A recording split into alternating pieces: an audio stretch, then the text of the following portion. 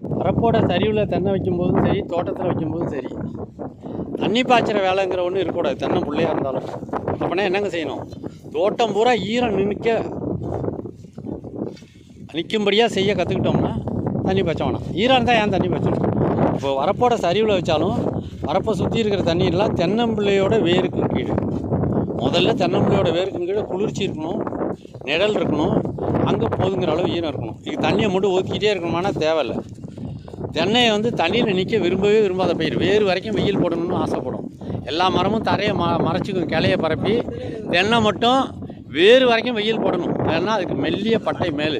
அதனால் ஈஸியாக நிறையா தென்னை மரங்களை பார்த்திங்கன்னா சின்ன சின்னதாக பள்ளமாக இருக்கும். வண்டு கிண்டு அது இதெல்லாம் கடிச்சிடும், ஈஸியாக பொத்துரும். அதனால் வெயில் நல்லா முழுசாக படணும். வெயிலுங்கிறது சத்துக்கள் மட்டும் இல்லை, ஆரோக்கியமும் கூட, பாதுகாப்பும் கூட. வெயிலில் நிற்கிறது தான் செடி நல்லா காய்க்கும் இல்லைங்களா? நிழலில் வைக்கிற செடி சரியாக காய்க்காது. அப்போ வெயிலுங்கிறது ஆரோக்கியம், சத்து, பாதுகாப்பு. சரியா? அது மாதிரி வெயிலில் வைக்கிற செடி நல்ல வெயில் படணும். வெயில் படும்போது அதே சமயம் அளவுக்கு அதிகமான வெப்பம் அதை தாக்கக்கூடாது. அதோட வேர் பகுதி குளிர்ச்சியாக இருக்கணும். மேலாம் நல்லா வெயில் படலாம். நம்ம காலில் எப்படி சூடான தரையில் நிற்க முடியாதோ, உடம்பு சூடான தரையில் நடக்கும், தலை இருக்கும். காலில் சுடுதுனா மட்டும் நல்லா நிற்க முடியாது. அது மாதிரி தென்னையோட வேர் பகுதி சுடாமல் பார்த்துக்கணும். குளிர்ச்சியான பூமியாக இருக்கணும். நிறைய தண்ணி தேவையில்லை, பூமி தான் குளிர்ச்சியாக இருக்கணும். தண்ணி தாகத்துக்கு தான் தேவை. சரியா? அது மாதிரி நம்ம தண்ணியில் நிற்க விரும்ப மாட்டோம். தாகம் வந்தால் தான் தண்ணி குடிப்போம். நிழல் இருந்ததுன்னா பிடிக்கும்.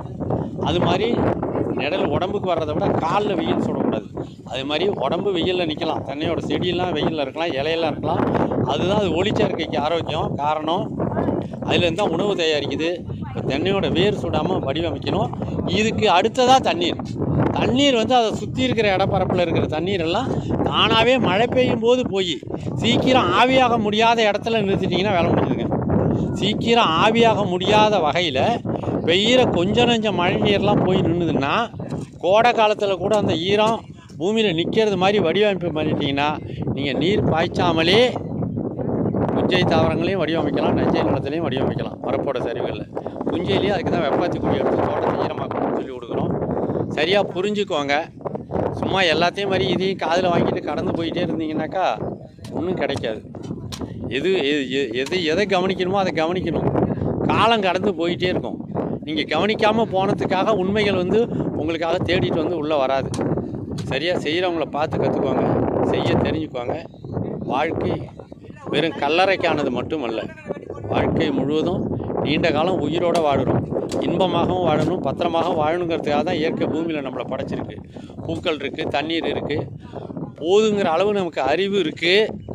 எல்லாவற்றையும் பாதுகாப்பாக வச்சுக்கிட்டு எப்படி வாழணுங்கிறதையும் இயற்கை நமக்கு கற்றுக் கொடுத்துருக்கு. அதை புரிஞ்சிக்காமல் இருந்தாலும் வாழ்க்கை கடந்து போயிட்டு தான் இருக்கும். அதை சரியாக புரிஞ்சிக்க முயற்சி பண்ணுவோம். பத்திரமாக வாழ்வோம். விரும்பிய வரையில் பாதுகாப்பாக வாழ்வோம். நன்றி.